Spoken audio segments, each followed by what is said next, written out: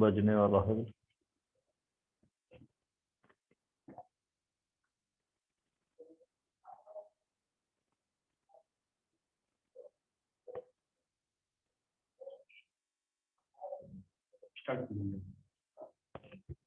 आवाज तो नहीं आ रही सर किसी तरह से। हेलो।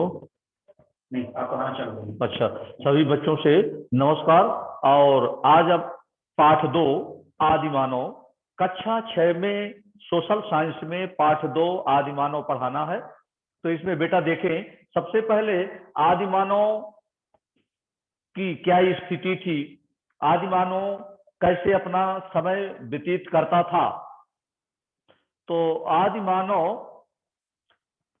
हजारों वर्ष पुराने मानव को आदिमानव कहते हैं। हजारों वर्ष पुराने मानव को आदिमानव कहते हैं। हजारों वर्ष पुराने मानव को आदिमानव कहा जाता है। पत्थर को पाषाण कहते हैं। पत्थर को पाषाण कहते हैं।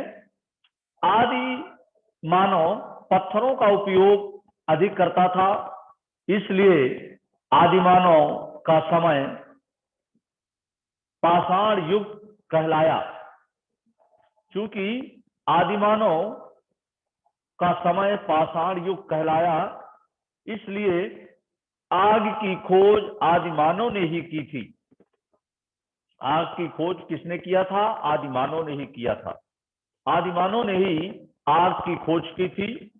पत्थरों के औजारों के स्वरूपों के आधार पर, पत्थरों के औजारों के स्वरूपों के आधार पर पाषाण युग को 3 भागों में बांटा गया है। पहला पुरा पाषाण युग। अब आदिमानव में युग कौन से हुए थे? पुरा पाषाण युग, मध्य पाषाण युग और नवपाषाण युग। अर्थात पाषाण युग को 3 भागों में बांटा गया था। कितने भागों में बेटा बांटा गया था? पाषाण युग को 3 भागों में बांटा गया था। पाषाण युग को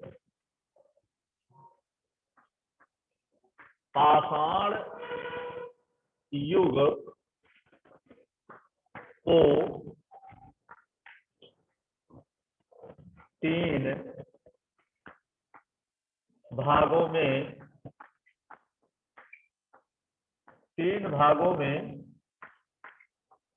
बांटा गया था।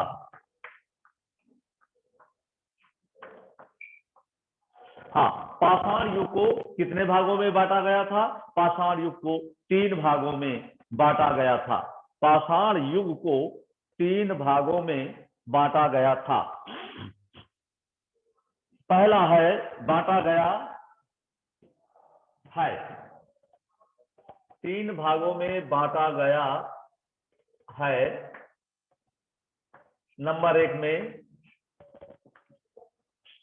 पुरा पाषाण युग। नंबर 1 है आपका पुरा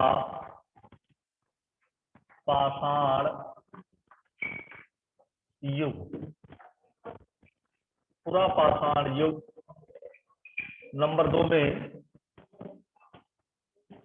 नंबर 2 आपका होगा मध्य पाषाण युग। मध्य पाषाण युग। मध्य पाषाण युग। और तीसरा नंबर आपका होगा नव पाषाण युग। नव पाषाण युग। नव पाषाण युग। हाँ, तो देखिए बच्चों, इसमें आपके पाषाण युग को हमने 3 भागों में बताया। तो पाषाण युग पहला है आपका, पहला पुरा पाषाण युग। दूसरा है पुरा पाषाण युग। दूसरा आपका मध्य पाषाण युग। और तीसरा होगा आपका नवपाषाण युग, पुरापाषाण युग, मध्यपाषाण युग और नवपाषाण युग। 3 पाषाण कालों में आदि मानव के समय को बताया गया है। पुरापाषाण युग, मध्यपाषाण युग और नवपाषाण युग। पुरापाषाण युग, मध्यपाषाण युग और पुरापाषाण युग 3 भागों में बांटा गया है। पुरापाषाण युग, नवपाषाण युग और मध्यपाषाण युग। तो इसमें पुरापाषाण युग, मध्यपाषाण युग और नवपाषाण युग 3 भागों में बांटा गया है। नवपाषाण युग तक आदि मानव खेती करना और पशुपालन सीख गया था। हाँ, तो खेती करना और पशुपालन करना किस युग तक सीखा? नवपाषाण युग तक। नवपाषाण युग तक आदि मानव खेती करना और पशुपालन सीख गया था। पहिए की खोज भी आदि मानव ने ही की थी। पहिए की खोज किसने किया था बच्चों? आदि मानव ने ही किया था। पहिए की खोज आदि मानव ने ही की थी। पाठांतर्गत अब आता है आदि मानव भोजन कैसे प्राप्त करता था। पेड़ पौधों से फल फूल, कंद तथा जानवरों का शिकार करके आदि मानव क्या पहनता था? जानवरों की खाल तथा पेड़ों की छाल व पत्ते पहनता था। जानवरों की खाल, पेड़ों की छाल व पत्ते ये पहनता था आदि मानव। शिकार कैसे करता था? ये प्रश्न आता है, आदि मानव शिकार कैसे करता था? धारदार नुकीले पत्थरों व नुकीली लकड़ी के द्वारा, धारदार नुकीले पत्थरों, धारदार नुकीले पत्थरों व नुकीली लकड़ी के द्वारा वो शिकार करता था। प्रश्न आपके आदि मानव के 3 हुए। पहला है आदि मानव भोजन कैसे प्राप्त करता था? उत्तर इसका होगा पेड़ पौधों से फल, मूल, कंद तथा जानवरों का शिकार करके ये भोजन प्राप्त करता था। दूसरा है आदि मानव क्या पहनता था? उस समय आदि मानव क्या पहनता था? जानवरों की खाल तथा पेड़ों की छाल व पत्ते। जानवरों की खाल तथा पेड़ों की छाल व पत्ते आदि मानव पहना करता था। शिकार कैसे करता था आदि मानव? इसके उत्तर में है धारदार नुकीले पत्थरों। उस समय केवल शिकार करने के भी संसाधन क्या थे? धारदार पत्थर। धारदार नुकीले पत्थर व नुकीली लकड़ी के द्वारा, धारदार नुकीले पत्थर व नुकीली लकड़ी के द्वारा वो शिकार करता था। अब निम्नलिखित प्रश्नों के उत्तर हैं। आदि मानव अपने औजार किससे बनाता था? आदि मानव अपने औजार किससे तैयार करता था? प्रश्न ये आता है आपका। आदि मानव पत्थरों, लकड़ी तथा जानवरों की हड्डियों और सींगों से हथियार बनाता था। ये 4 साधन आपने सुना बच्चों। तो इसमें आदि मानव सर्वप्रथम पत्थरों, लकड़ी, जानवरों की हड्डियों और सींगों से हथियार बनाता था। पहले पत्थर, फिर लकड़ी, फिर जानवरों की हड्डियां और अंत में सींगों, जो जानवरों की सींगें होती थी उससे भी वो औजार तैयार करता था। इन हथियारों में पत्थरों से बने, इन हथियारों में पत्थरों से बने हथौड़े, कुल्हाड़ियां तथा वसूलें, हथौड़े, कुल्हाड़ियां तथा वसूलें प्रमुख थे। ये 3 औजार बनाया करते थे। हथौड़े, कुल्हाड़ियां तथा वसूलें प्रमुख थे। ये औजार थे आदिमानव के समय के। आरंभ में हथियार को बिना मूठ तथा हत्थे के ही काम में लाया जाता था।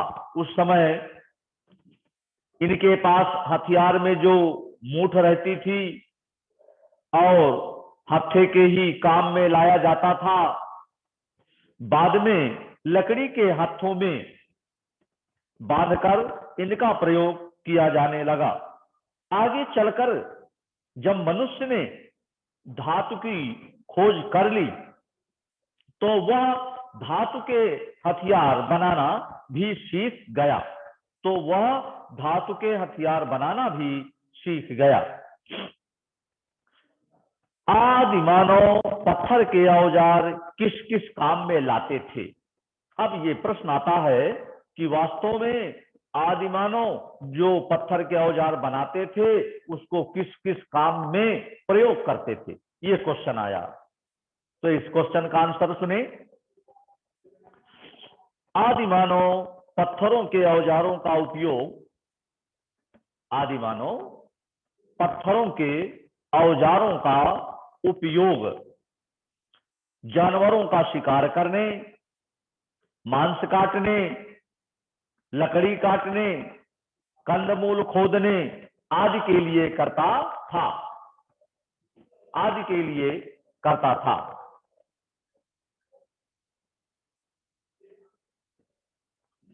मध्य प्रदेश के किन किन जिलों में शैल चित्र मिलते हैं? मध्य प्रदेश के किन किन जिलों में शैल चित्र मिलते हैं? शैल चित्र उत्तर में देखें, मध्य प्रदेश के रायसेन, मध्य प्रदेश के रायसेन, होशंगाबाद, मंदसौर आदि जिलों में शैल चित्र मिलते हैं। पहला है आपका मध्य प्रदेश के रायसेन, रायसेन, होशंगाबाद, मंदसौर आदि जिलों में शैल चित्र मिलते हैं।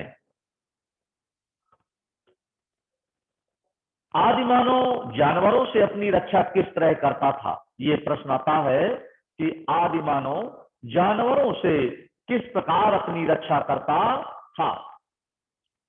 सर्वप्रथम आदिमानव जानवरों से अपनी रक्षा करने के लिए, सर्वप्रथम आदिमानव जानवरों से अपनी रक्षा करने के लिए पेड़ों पर रहता था।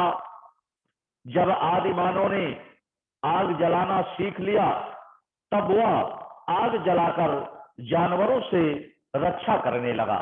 तो सर्वप्रथम जानवरों से रक्षा करने के लिए हमें कौन सा संसाधन प्राप्त हुआ? आग। आग जला करके आदिमानव जंगली जानवरों से अपनी रक्षा करता था, क्योंकि उसने जान लिया था कि जानवर आग से डरते हैं। उसके समझ में आ गया था कि जानवर आग से डरते हैं, इसलिए वो आग जलाकर जंगली जानवरों से अपनी सुरक्षा करता था। अब आता है अगला क्वेश्चन आपका, आग की खोज कैसे हुई? ये प्रश्न उठता है कि आग कैसे इनको प्राप्त हुई आदिमानव को? तो आग की खोज कैसे हुई? इससे आदिमानव को क्या लाभ हुए? इससे आदिमानव को क्या लाभ हुए? तो आग की खोज कैसे हुई? इससे आदिमानव को क्या लाभ हुए? अब अनुमान लगाया जाता है, अनुमान है कि 2 चकमक पत्थरों के आपस में टकराने से आग की चिंगारियां निकली। वो पत्थर कौन थे? चकमक पत्थर थे। चकमक नामक पत्थरों के आपस में टकराने से आग की चिंगारियां निकली, जिससे पास ही पड़ी हुई पत्तियां जलने लगी, जिससे पास में ही पड़ी हुई पत्तियां जलने लगी। इससे आदि मानव आग जलाना सीख गया। इस प्रकार आग की खोज संयोग से हुई। आग की खोज आदि मानव के समय में आग की खोज संयोग से हुई, संयोग से हुई। अनुमान है कि दो चकमक पत्थरों के आपस में टकराने से आग की चिंगारियां निकली, जिससे पास ही पड़ी हुई पत्तियां जलने लगी। इससे आदि मानव आग जलाना सीख गया। इस प्रकार आग की खोज संयोग से हो गई, संयोग से हुई। आदि मानव ने जब चकमक पत्थर की सहायता से आग जलाना सीख लिया, तो वो रात के समय गुफा में आग जलाकर जंगली जानवरों से अपनी रक्षा करने लगा। उसने उजाला करना सीख गया।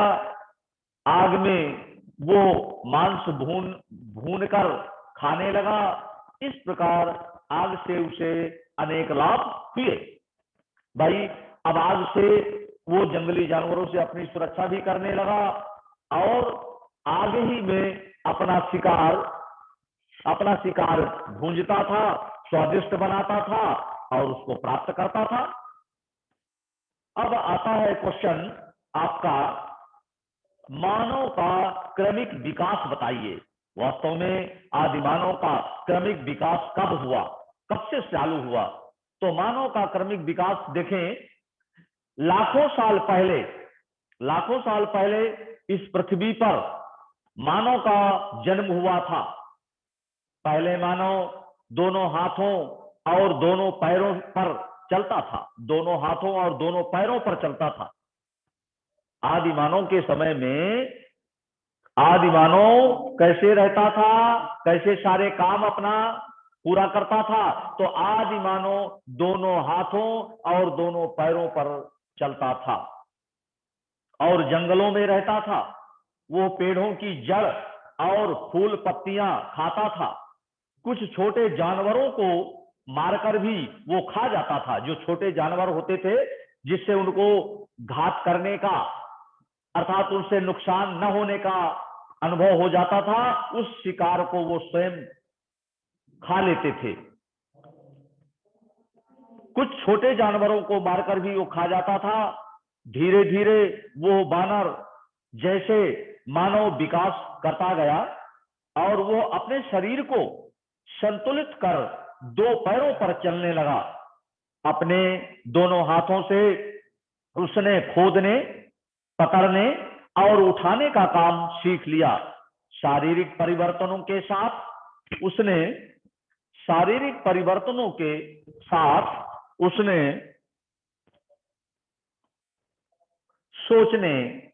उसके सोचने समझने की शक्ति भी विकसित होने लगी। उसके सोचने समझने की शक्ति भी विकसित होने लगी। अपने दोनों हाथों से उसने खोदने, पकड़ने और उठाने का काम सीख लिया। शारीरिक परिवर्तनों के साथ उसने सोचने समझने की शक्ति भी विकसित होने लगी। वो अपनी मूलभूत जरूरतों जैसे भोजन, आवास और सुरक्षा, ये मूलभूत आवश्यकताएं हैं आदि मानव की। तो वो अपनी मूलभूत जरूरतों, भोजन, आवास और सुरक्षा के बारे में सोचने लगा। वह भोजन इकट्ठा करने लगा और उसने पत्थर के औजार भी बना लिए। इस प्रकार मानव का विकास होता गया। यहां तक का उसके विकास का युग कौन सा युग कहलाया बच्चों? पूरा पाषाण युग कहलाया। इतने कार्यक्रम जो आदि मानव ने किया, ऐसे समय को हम किस समय के नाम से जानते हैं? यहां तक के उसके विकास का युग पूरा पाषाण युग कहलाया। ये पूरा पाषाण युग में कर लिया था उसने, आदि मानव ने। आगे चलकर उसने आग जलाना सीख लिया। वो मांस को भूनकर खाने लगा और आग से ही प्रकाश प्राप्त करने लगा। आदिमानव के विकास का यह युग मध्य पाषाण युग कहलाया, अर्थात आग में वो मांस को भूनकर खाने लगा, प्रकाश आग से ही प्राप्त करने लगा। ये सारे काम कब सीखा उसने? मध्य पाषाण युग। मध्य पाषाण युग में धीरे धीरे आदिमानव ने पशुपालन और कृषि करना सीख लिया। इससे उसका भोजन के लिए भटकना बंद हो गया। उसने पहिए की खोज की और वो निरंतर प्रगति करता गया।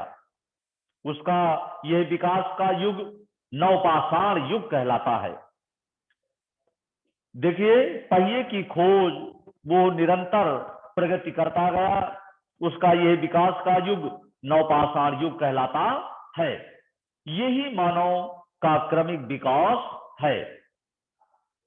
अब आता है अगला क्वेश्चन, मानव खेती करना और पशुपालन करना कैसे सीखा?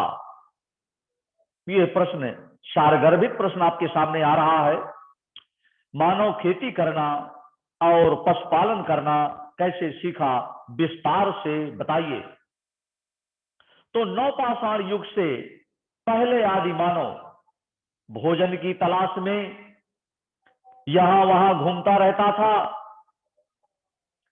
नवपाषाण काल में उसने पशुपालन और खेती करने के लिए और खेती करने के प्रारंभिक तरीकों की खोज कर ली।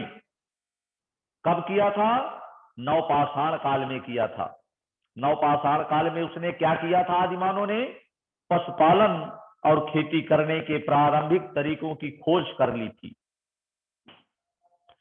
इसी कारण आदिमानव का भोजन की तलाश में यहां वहां घूमना कम हो गया था। आदिमानव को ये समझ में आ गया था कि मानव और पशु पक्षियों द्वारा फेंके हुए फलों के बीजों से नए पौधे उग आते हैं। यही खेती करने की कला उसकी एक महत्वपूर्ण खोज थी। वह ये भी जान गया था कि शिकार के साथ साथ पशुपालन उसके लिए महत्वपूर्ण है। पशुपालन भी महत्वपूर्ण है, ये समझ में उसके आ गया था आदिमानव के। वह अनेक पशुओं को पालने लगा था और उनसे काम भी लेने लगा था। शिकार करने में कुत्ते, खेती करने में बैल, दूध प्राप्त करने के लिए गाय, भैंस, बकरी, मांस प्राप्त करने के लिए बकरा, सवारी के लिए बैल, भैंसा, ऊंट, घोड़े का वह उपयोग करना सीख गया था। वह उपयोग करना सीख गया था। आदिमानव ने इतनी तरक्की किया। अब आता है आग की खोज। शार्ट में बताना है आपको आग की खोज। आग के बारे में मनुष्य को पहले कोई जानकारी नहीं थी। यदि ये कहना कठिन है कि आग की खोज किस प्रकार हुई, किंतु यह अनुमान लगाया जाता है कि जब उसने पहली बार जंगल में सूखी लकड़ियों को आपस में तेज रगड़ खाकर आग लगते हुए या पत्थरों के औजारों के निर्माण के दौरान दो पत्थरों के आपस में टकराने से चिंगारियों को निकलते देखा होगा, तो उसे आग का ज्ञान हुआ होगा। तब पहली बार मानव ने पत्थरों को आपस में टकराकर आग उत्पन्न की होगी। आग की खोज मनुष्य की सबसे बड़ी उपलब्धि थी। आग की खोज बच्चों मनुष्य की सबसे बड़ी उपलब्धि थी। मनुष्य की सबसे बड़ी उपलब्धि क्या थी? आग की खोज। जब मनुष्य ने आग की खोज कर ली तो ये महान उपलब्धि प्राप्त कर ली थी। पहिए की खोज एवं उपयोग, इससे क्या लाभ हुए आदिमानव को? मानव की उन्नति में मानव की उन्नति में पहिए की खोज का महत्वपूर्ण स्थान है। इतनी सारी उन्नत किया था, लेकिन पहिए की जब खोज मानव ने कर लिया तो ये खोज सबसे महत्वपूर्ण उन्नति में थी, सबसे महत्वपूर्ण स्थान है।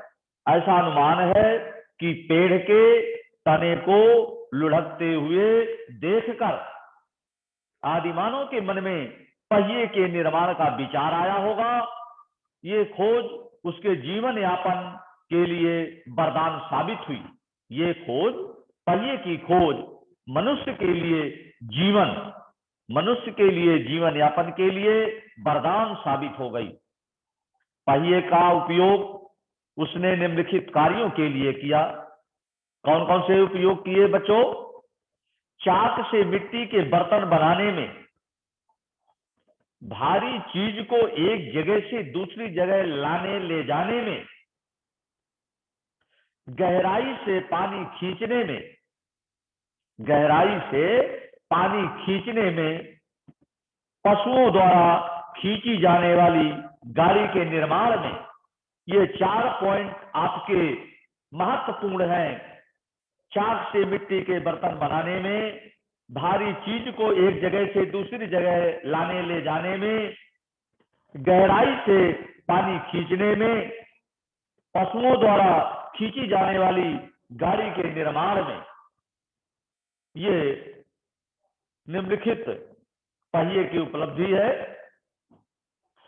अब इसमें महत्वपूर्ण बिंदु में देखें बच्चों, हजारों वर्ष से पुराने मानव को किस नाम से जाना जाता है बच्चों? आदिमानव के नाम से जाना जाता है। पत्थर को पाषाण कहते हैं। आदिमानव पत्थरों का उपयोग अधिक करता था, इसलिए आदिमानव का समय पाषाण युग भी कहलाया, क्योंकि उस समय पत्थरों से ही सारे कार्य होते थे। ये जीवन में बहुत सारे उपयोग में पत्थरों का उपयोग ही किया जाता था, इसलिए इस युग को हम पाषाण युग के नाम से भी जाने जाते हैं। पाषाण युग के नाम से भी जाना जाता है। यह आदिमानव काल को हम दूसरे नाम से किस नाम से जानते हैं? ये आपका पाषाण युग के नाम से भी जाना जाता है, आदिमानव काल। आग की खोज आदिमानव ने ही की थी। पत्थरों के औजारों के स्वरूपों के आधार पर पाषाण युग को 3 भागों में बांटा गया था बच्चों। पहला आपका युग क्या है? पुरा पाषाण युग। पहला पुरा पाषाण युग। दूसरा होगा आपका मध्य पाषाण युग। दूसरा होगा मध्य पाषाण युग। और तीसरा होगा बच्चों नव पाषाण युग। तीसरे नंबर का कौन सा युग होगा? नव पाषाण युग। तो पुरा पाषाण युग, मध्य पाषाण युग और नव पाषाण युग, ये 3 युग हुए आदिमानव के समय में 3 युग आपको मिले, पुरा पाषाण युग, मध्य पाषाण युग और नव पाषाण युग। अभी इसके बारे में हमने विस्तार से भी बताया था। तो नव पाषाण युग तक आदिमानव खेती करना और पशुपालन करना सीख गया था। नव पाषाण युग तक आदिमानव खेती करना और पशुपालन करना सीख गया था।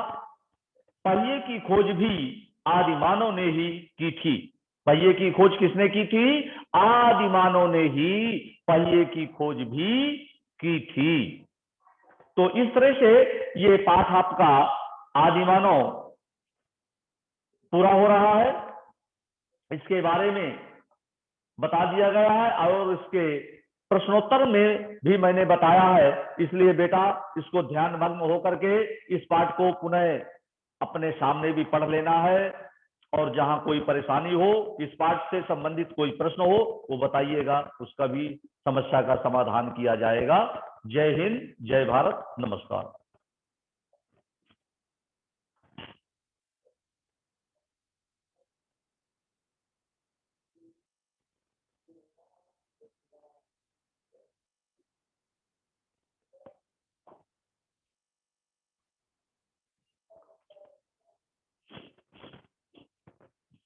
पहिए की खोज लिख दे, पहिए की खोज भी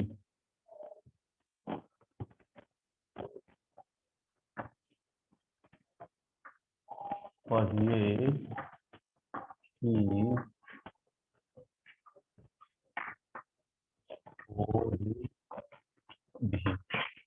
पहिए की खोज भी आदि मानव ने ही की थी। पहिए की खोज भी आदि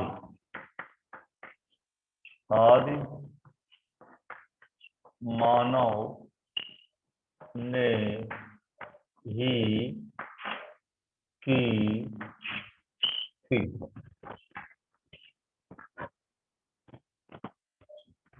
क्या कहता है, नवपाषाण युग तक,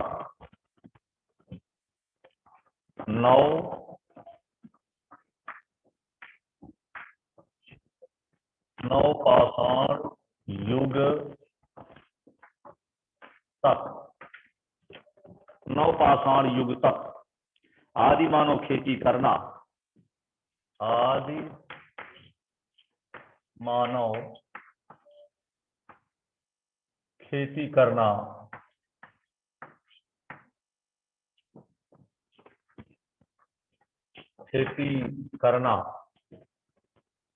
और पशुपालन सीख गया था, और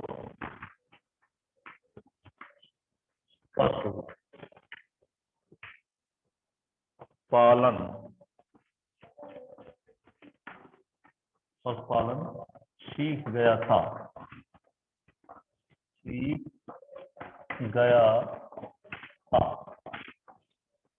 पशुपालन सीख गया था। आग की खोज आदि मानव ने ही की थी। आग की खोज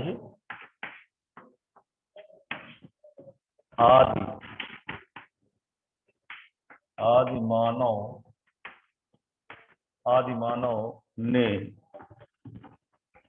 ही की थी। इस तरह से ये आपका पाठ पूरा हो रहा है बच्चों। जय हिंद, जय भारत।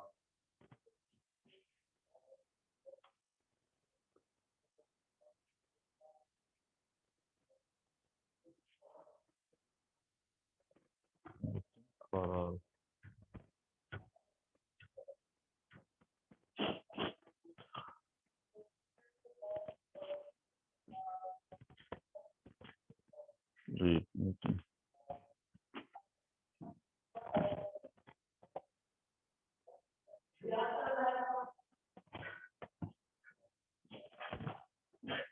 भैया